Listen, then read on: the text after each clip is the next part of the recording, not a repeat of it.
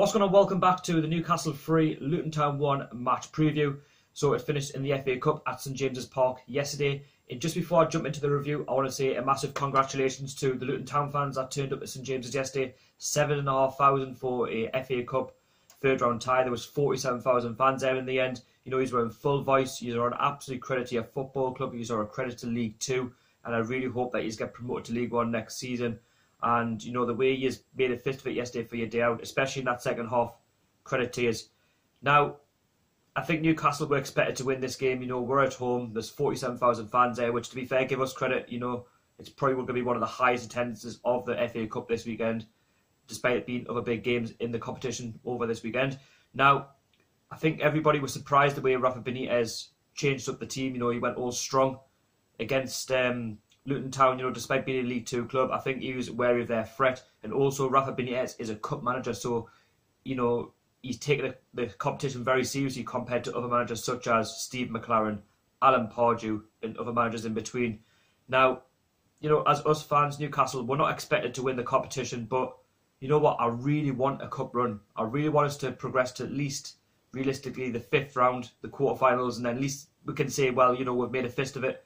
You know, we've taken it seriously, because for a club of our size, you know, we should be going for everything this season, despite, you know, not doing well in the Premier League. I wouldn't say we're going for the Premier League title, don't get us wrong. I mean, like, you know, the League Cup, the FA Cup, in cups like that, so we can, you know, a realistic chance of qualifying for Europe.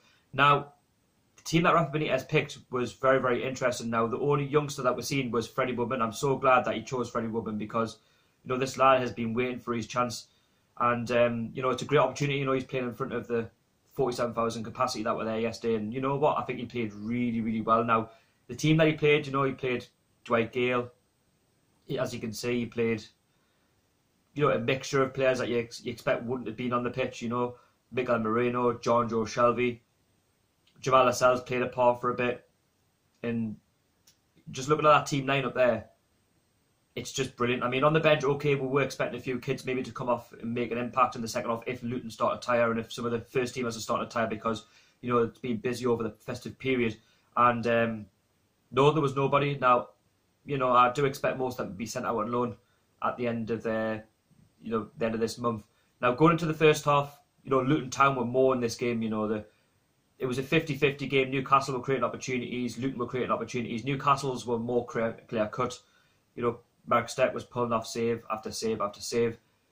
You know, Freddie Woodman, you know, he had to make a couple of good saves. There was a one where Luton Town, you know, around about the 7th, 10th minute mark, where, you know, you overcommitted yourself and, you know, Luton went one-on-one, and a better club, or a better team, shall I say, with better players would have finished that. And if Luton had taken the lead, it would have been very, very interesting. Now, after that, you know, Newcastle pushed on. And then Newcastle scored after 30 minutes. You know, Luton Town were called ball watching. Good job by Perez, another tap in 1-0 to Newcastle. And then that's how it all flowed about. You know, a few minutes later, Jose Perez scored again to make it 2-0. And then a few moments later, you know, before 40th minute, John Joe Shelby scores to make it 3-0. And we're thinking, what's going on? You know, it's game over just like that. And, you know, Luton Town were more in this game, and it could have been a totally different picture had they taken the lead. And then, you know, we could have scored a 4th or a 5th, but they went into half-time 3-0. And then I was just saying, you know, second half, let's just not drop off too much. Let's just try and get that 4th goal. Second half, Luton Town came out, you know, scored earlier on with Danny Hilton. Great finish. You know, Freddie Woodman, you know, he made a mistake. He overcommitted himself, and then they only had the centre-back to beat, and he just tapped it in, you know, 3-1. They're back in it. And, you know, Luton Town, fair enough, they didn't sit back. You know, they went for it. You know, they had a goal which was ruled offside with Danny Hilton. You know, he was sprinting that way towards the corner flag to celebrate with the Luton fans and the gods. And it was just so funny because he hadn't realised that it was offside. But, you know, fair play to him, he's had his little moment there. And, you know, Luton Town were creating more opportunities. They were hitting the crossbar. You know, we had a great opportunity as well with our players, and Mark Steck, you know, he was busy. You know, the tail of our goals, to be fair, were preventable. I mean, Mark Steck, you know, the Luton Town fans will say that he's been making too many errors. He's been pushing the ball out. I think for a couple of them, they could have been preventable.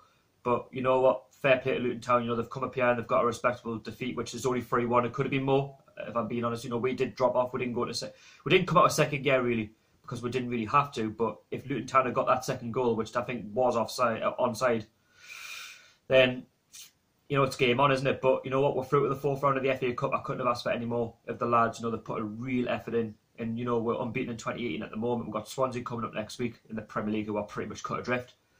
But, you know what, that was their day yesterday, and your credit to them, you know, and you can tell why they're such a good team scoring goals, and you can tell why the coast team's problems, and that's what they did to us in the second half. And to be fair, if we did keep the same intensity of that first half, I think we could have scored 4, 5, 6.